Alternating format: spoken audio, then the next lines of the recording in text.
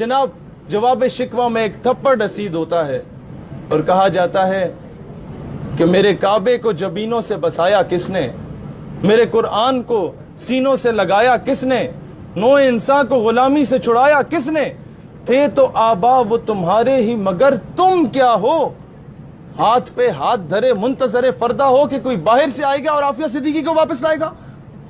Why don't you? कोई बाहर से आएगा और वो कश्मीर की मजलूम बहन की आवाज बनेगा।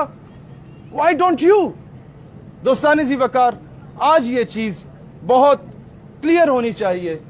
मैं जब हजरत इकबाल से उस दौर में पूछा गया था, मुश्किल हालात हैं, और पूछा गया कि जनाब अब सल्तनत उस्मानिया पे जवाल आ गया, अब क्या होगा, अब तो हम मर जाएंगे।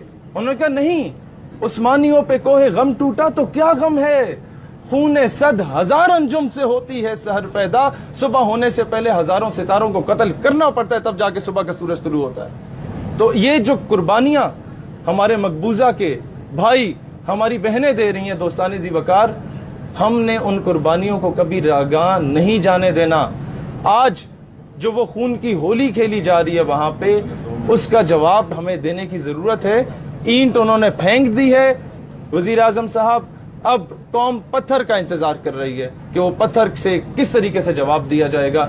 इंटरनेशनल लेवल पे जो डिप्लोमेसी है, डिप्लोमेटिक मामलात हैं, वो बहुत अच्छे चल रहे हैं, लेकिन इन मामलात पे बहुत गौर करने की ज़रूरत है।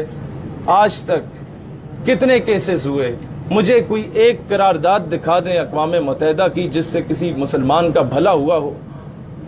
हमेशा सालसी का किरदार तब अदा किया गया जब मुसलमानों के घर तबाह और मस्मार कर दिए गए, और उसके बाद जब मुसलमान कंकर उठाने लग जाता है तो फिर कहा जाता है जंगबंदी करा दी जाए। लेकिन जो घर मस्मार हुए, जो औरतों की इज्जत पामाल हुई, उसका अजाला कौन भुगतेगा।